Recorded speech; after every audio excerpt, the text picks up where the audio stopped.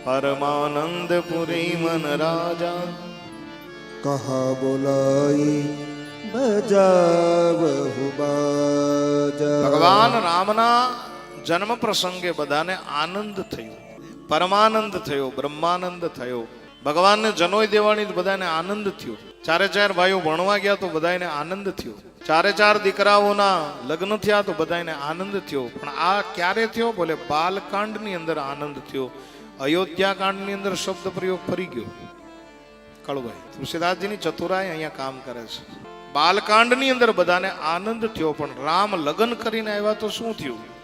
भुवन चारी 10 भूदर पारी सुकृत मेघ मेघ बरसई सुख बारी। હવે આનંદ નો થયો, હવે સુખનો વરસાદ વરસે છે. હા, અને તુલસીદાસજી મહારાજ મને તમને એક સાંકેતિક ભાષામાં સમજાવવા માંગે છે કે આનંદ હોય ને ત્યાં આનંદ જ હોય, પણ સુખ હોય ત્યાં દુઃખ આવે. બસ થોડીક વારમાં હવે દુઃખ આવવાનું છે.